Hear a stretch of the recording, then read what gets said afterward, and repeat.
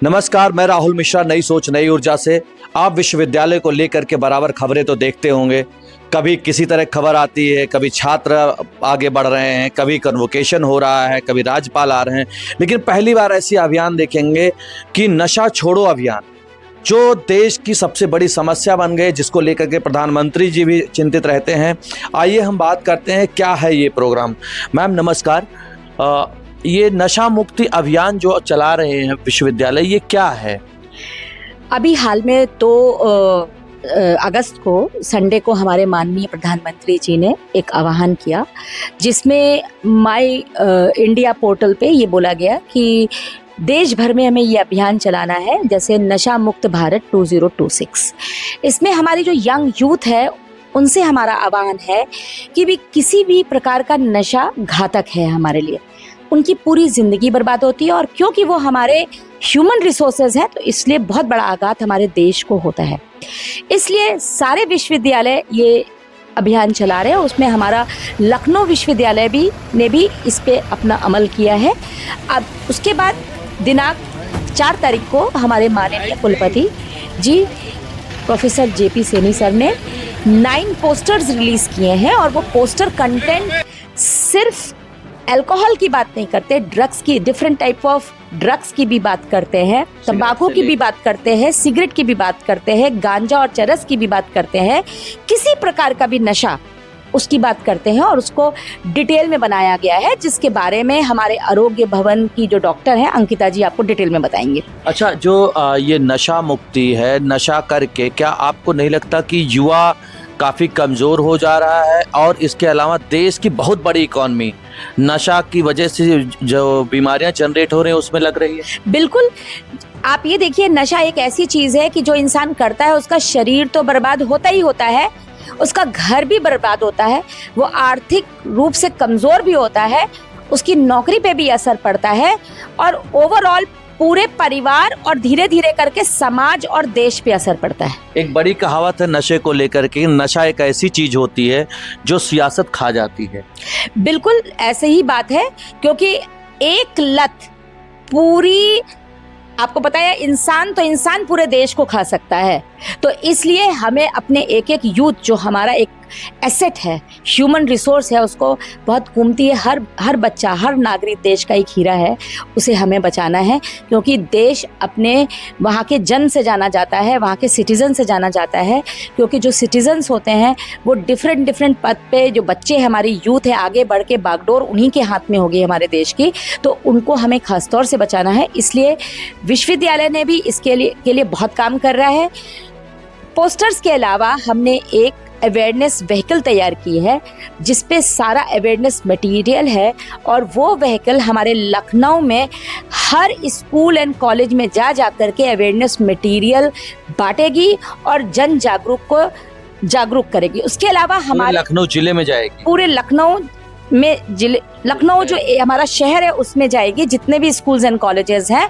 उसके अलावा ये हमारे लखनऊ विश्वविद्यालय द्वारा गोद लिए गए 4 गांव हैं जो सीतापुर की तरफ है, उन गांव में भी जाकर के वो स्कूल्स है वहाँ पे उनको कवर करेगी, वहाँ के ग्रामीणों से बात करेगी, उनको अवेयर करेगी, उनको बताएगी। इसके अलावा जो हमने एक और चीज़ अभी करी है कि हमारे आरोग्य भवन पे हम ऐसे एक छोटे से सेल का भी निर्माण करेंगे, जहाँ पे हम काउंसलिंग की बात करेंगे कि ऐसा व्यक्ति जो नशा करता है या उसके ग्रस्त में है और अगर वो छोड़ना चाहता है तो उसकी काउंसलिंग के लिए वो वहाँ आ सकता है।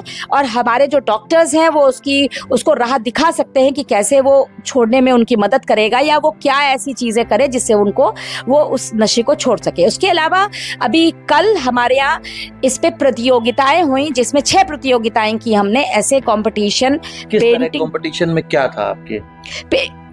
इसी drug related, narcotics, anti narcotics और ये अल्कोहल, सिगरेट, पान, तंबाकू, इस पे आधारित ऐसे कंपटीशन बच्चों ने भाग लिया। एलोक्यूशन हुआ, भाषण प्रतियोगिता, collage competition, poster competition, poem competition. बच्चों ने बहुत अच्छी पोयम लिखी है, जिसको उस पोयम पे आधार पे ही हमने डब करके नारा बनाया जो उस व्हीकल में बजाया जाएगा। और साथ में आज भी आज दिनांक तारीख है हमारी 6 तारीख, तो 3 बजे एक प्रोग्राम है जिसमें भारत का पहला महिला बैंड अपनी प्रस्तुति करेगा, वंदे मातरम एंड नशा मुक्त भारत। तो आज 3 बजे उस प्रोग्राम में भी जुड़े लोग, तो वो जानेंगे कि हमारा क्या आह्वान है लोगों से कि हमें ये नशा जैसी चीज़ों के को नहीं करना चाहिए, उनसे दूर रहना चाहिए, उनको अपनी ज़िंदगी को छूने भी नहीं देना चाहिए। नशा करना ही है तो पढ़ाई का करिए, नशा करना ही है तो करियर बनाने का करिए। बच्चों से ये आह्वान है, नशा करना ही है तो देशभक्ति का करिए, नशा करना ही है तो अपने दोस्त गरीब को गले लगाइए, नशा करना ही है तो साथ में छोटे बच्चे गरीबों की मदद करने का करिए, सोशल वर्क करने का करिए, देश को बचाने का करिए। जी देखिए, ये तो सोशल एस्पेक्ट्स। आइए हम डॉक्टर साहिबा से बात करते हैं। आज के समय में बच्चे कॉलेज लाइफ में ही आते हैं, इवन आजकल तो 10th 9th 10th में ही बच्चे आते हैं और उनको मॉडर्निटी का नया शौक चढ़ता है। सिगरेट पहले स्मोकिंग चालू कर देते हैं। इस पर क्या कहें, और बहुत अपर लेवल तक पहुंच जा रहे हैं बच्चे। ये आपने बहुत सही बात बोली, जो एक आपने बोला नहीं मॉडर्निटी एंड ऑल दैट, उनको ये चीजें नॉर्मल लगने लगी हैं, कूल लगती हैं बच्चों को ये चीजें कि हाँ ये तो सब तो कर रहे हैं तो हम कौन सा कुछ अलग कर रहे हैं। पर उन्हें ये नहीं समझ में आता, अभी ठीक है उनके लिए, but they are starting something at the age of 15। Teenagers बच्चे जो शुरू करते हैं, आप बता रहे हैं, उनको विड्रॉल सिंड्रोम्स इतने बुरे होते हैं अगर एक बार भी वो ट्राई करते हैं। आप ये भी तो सोचिए, 15 साल का बच्चा अगर उसने ये सब स्टार्ट कर दिया, एक बहाना नहीं होता। जब हम काम करते थे लोहिया में, तो वहाँ पे हमारे सर बड़ा अच्छा बात बोलते थे कि बेटा ऐसे मरीज आते हैं जो कहते हैं आज बहुत गम था तो पी लिया, आज बहुत खुशी का दिन है तो पी लिया। तो पहले डिसाइड कर लो कि करना क्या है, गम में करना है, खुशी में करना है, स्ट्रेस में करना है, क्या करना है। स्ट्रेसफुल लाइफ की बात करें तो बहुत लोग स्ट्रेसफुल लाइफ जी रहे हैं। ये कोई कोपिंग मैकेनिज्म नहीं है कि आप ड्रिंक करना स्टार्ट। बहुत सारे मेथड है, योगा से लेकर के बहुत सही बात है। आप देखिए, हर लेवल पे काम करना पड़ता है। पहली बात तो खुद के लेवल पे कि अब मैं नहीं करूँगा। I know people they are like कि बस कल आखिरी है या आज आखिरी, और वो कभी आखिरी होती नहीं है। पर ऐसे भी लोग हैं जिन्होंने धीरे धीरे, मैंने देखिए इन सबको हमेशा टेपर करना चाहिए।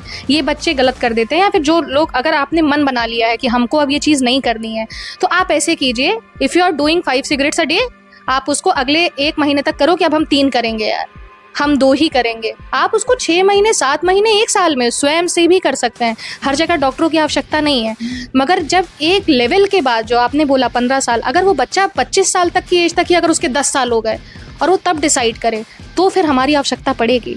और विड्रॉल सिंड्रोम्स इतने बुरे होते हैं। जल्दी सिविल हॉस्पिटल में केस आया था, लड़का ग्रेजुएशन में था और सिगरेट कह रहा था, सिगरेट और शराब उसके लिए नशा नहीं है।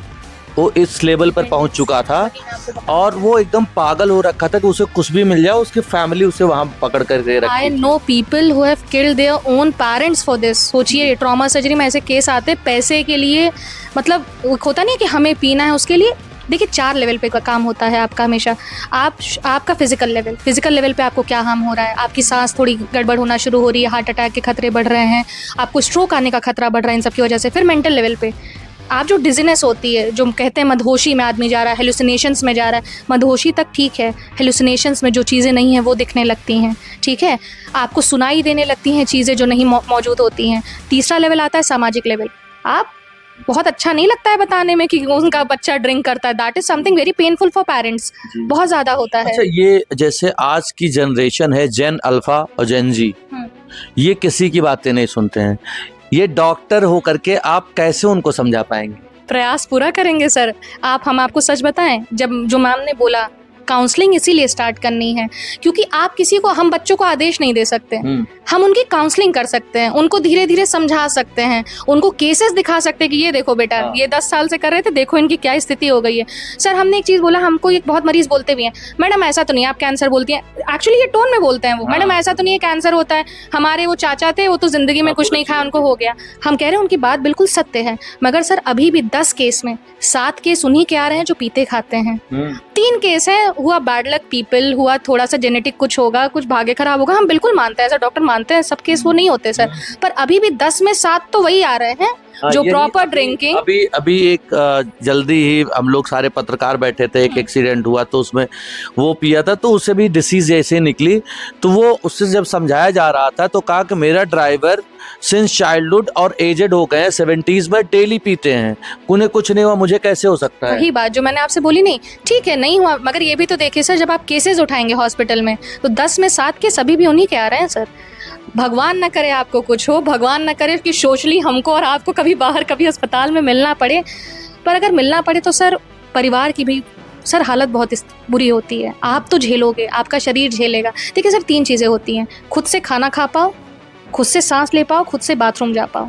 जब ये 3 चीज़ें नहीं हो पाती हैं ना तो परिवार भी कटता है सर। आपको नली डालनी पड़ रही है, आपको लिक्विड करके खाना खिलाया जा रहा है, आपको सांस के लिए ऑक्सीजन लगाना पड़ रहा है, आपको एक प्रॉपर यूरिन बैग लगा के आपको पेशाब कराना पड़ रहा है, बेड रिडन हो गए सर। सिर्फ वो पेशेंट तो छोड़िए, परिवार टूट जाता है सर। आर्थिक स्थिति इतनी खराब होती है सर। जैसे कहते हैं ना कि ड्रिंकिंग के क्या एस्पेक्ट्स हैं, ठीक है ड्रिंकिंग की वजह से आपको ये दिक्कतें हुई, बाकी भी तो चीज़ें जोड़िए सर। रोड साइड एक्सीडेंट्स जो होते हैं, डोमेस्टिक वायलेंस जो होता है, ठीक है, होता है ना, सुध में नहीं थे, डोमेस्टिक वायलेंस जो हो गया, रोड साइड एक्सीडेंट्स हो गए, आपस में ऑफिस में ही लड़ लिए लोग, and in the morning they are having excuse, वो थोड़ी ज़्यादा हो गई थी यार, वो इस वजह से हुआ था, तो क्यों ज़्यादा कर रहे हो, मत ही करो। तो मैम आज की जनरेशन को आप कोई इनोवेटिव वे आप लोग निकाल रहे हैं यहाँ पर नशा मुक्ति अभियान? प्रयास पूरा है सर, प्रयास, और बच्चों के ही थ्रू निकलेगा। हमने एक चीज हमको समझ में आ गया कि बच्चों का बात मनवाने के लिए बच्चों से ही बात करनी पड़ेगी, रास्ते बच्चा ही बताएगा हमको असली रास्ता। क्योंकि I have seen some students who are very good, वो खुद बोलते हैं कि मैम यार हमारा रूममेट करता है, तो हमने बोला बेटा पैसिव स्मोकिंग के शिकार तुम हो जाओगे, वो तो एक्टिव कर ही रहा है, क्योंकि सर पैसिव स्मोकिंग भी तो बहुत खतरनाक है, सबसे ज्यादा खतरनाक, ठीक है सर। कैंसर से लेके स्ट्रोक से लेके बाकी तो छोड़िए, प्रेग्नेंट वुमेन के आसपास तो आदमियों को जाना नहीं चाहिए अगर वो हो रहा है। बच्चों में एक सिट्स करके बीमारी होती है sir, sudden infant death syndrome, बच्चा मर सकता है सर उससे। मगर फिर वही है कि क्योंकि केसेस बहुत कम हैं तो वी आर लाइक कि अरे कभी कभी कुछ होता है, तो हम भी अभी वही बोलते हैं सर, भगवान न करे आपके साथ कुछ हो, भगवान न करे कि एक डॉक्टर से आपको सोशली के अलावा कभी अस्पताल में मिलना पड़े। अपनी तरफ से आप प्रयास कीजिए, आप हमारे पास ना आए, हमारे पास आने के बाद हम प्रयास करेंगे कि आप ठीक ठाक होके वापस जाएं, यही चीज़ की जा सकती है सर। इसमें आप युवाओं को क्या संदेश देना चाहेंगे? सर ज्ञान नहीं देंगे क्योंकि बच्चे ज्ञान नहीं सुनते हैं, मगर ये कहेंगे कि बेटा, जो मैम ने एक चीज़ बोली कि नशा होता है, अपनी भी एक चीज़ होती है, ठीक है, नशा करो, बहुत नशे हैं जीवन में, अरे गाने सुनो, पेंटिंग करो यार, बहुत चीज़ें हैं, टाइम पास के लिए बहुत चीज़ें हैं। अगर इन सब चीज़ों में फंस रहे हो तो फिर कूल मत बनो, ये मैं बच्चों से कहती हूँ, मैं सामने कूल ना बना करो, जब देख दो आते अरे मैडम हटो, तुम लोग बड़े कूल बने रहते हो, मुंह पे फूंक के चले गए मेरे। मगर मुझे एक चीज़ पता है, बच्चों का मित्र बनना पड़ेगा, मेरा मानना है, क्योंकि सर अब वो डांटने फटकारने वाले बच्चे नहीं हैं, और कोई बुराई भी नहीं है उसमें, कोई बुराई नहीं है, बच्चे बस ठीक रहें, बच्चे जैसे आपकी बात मान जाएं, ठीक है, क्योंकि सर नशे से दूरी बहुत ज़्यादा ज़रूरी है, बहुत ही ज़्यादा ज़रूरी है। उसमें कुछ और भी एक्सक्यूज देते हैं, प्रधानमंत्री भी बार बार कहते हैं सर, और प्रैक्टिकल बात है ये बहुत ज़्यादा। हमने बोला तो सर 4 एस्पेक्ट पे काम करता है हमेशा नशा, मेंटल, सोशल, इकोनॉमिकल और फिजिकल। तो सर फिजिकल वाला तो ठीक हो जाएगा, बाकी फिर और चीज़ें मेंटल और वो सब बहुत दिक्कत होती है, होने में बहुत मुश्किल होता है। कुछ बच्चे ऐसे भी हैं जिन्होंने खुद से छोड़ दिया, I am very proud of them, अब नाम नहीं ले सकते, I am very proud of them कि उन्होंने एक्चुअली खुद से छोड़ा, वो भी 3 महीने की काउंसलिंग में। उनको खुद ही लगा कि नहीं बेकार, ये मज़ा नहीं आ रहा है। मैंने बोला वेरी गुड, मज़ा नहीं आना चाहिए इस चीज़ में। मगर सर बात ये भी है कि जो ग्रुप जब होता है ना, तो कितनी बार बच्चे पीयर प्रेशर में आते हैं, अरे यार ट्राई तो करो, बिल्कुल, लोग छोड़ करके जब अपने पुराने ग्रुप में जो ऐड होते हैं तो फिर से चालू हो जाते हैं सर, और ये वाले बड़ा दिक्कत होता है। इसमें फिर बच्चों को समझाना पड़ता है कि बेटा पुराना ग्रुप छोड़ो, और वो संभव करना उस बच्चे के लिए बड़ा मुश्किल होता है, क्योंकि वो उसके दोस्त हैं, वो कुछ भी कर रहे हो मगर उसके लिए तो उसकी जान है, वो सब उसके दोस्त हैं। तो फिर वहाँ पे यही होता है कि बेटा ग्रुप लेके आओ, सबसे बात की जाए, हो सकता है उनको कुछ नहीं हो, बड़े मजबूत हो शरीर में, तुम उतने मजबूत नहीं लग रहे हो। सर वेट गिरते सिगरेट स्मोकिंग से बहुत ड्रास्टिक देखा है बच्चों का मैंने, ठीक है। अभी ज़्यादा दिन यहाँ नौकरी करते नहीं हुए क्योंकि अभी तक तो, मगर जितना बच्चों से इधर मिले हैं 1 साल में, तो हमको ये भी समझ में आया बहुत बच्चे हैं जो पीयर प्रेशर में ही कर रहे हैं ये चीज़ें। ऐसा नहीं है कि उनको बड़ा अच्छा लग रहा है, मगर फिर हैबिट, आपको ब्रेन ट्रिगर करता है, आपको उसकी तलब होती है, फिर जब तलब होती है सर तो फिर वही है, क्या बोला जाए अब। जी देखिए, डॉक्टर साहिबा का यही कहना है कि आज का जो युवा है, आप युवा हैं, आप अपना भला स्वयं कर सकते हैं, आप उसके लिए खुद आइडिया ढूंढिए। अगर आप चाहेंगे तो कोई चीज़ ऐसी नहीं है जो असंभव हो। हाँ, लेकिन नशा अगर आप करेंगे तो आप और आपका परिवार कब टूट जाएगा कोई पता नहीं, कब बिखर जाएगा कोई पता नहीं, और शायद वापस जुड़ भी ना पाए और आप भी उनके हाथ से निकल जाएं। धन्यवाद। राहुल मिश्रा, कैमरामैन ऋषभ के साथ, लखनऊ से।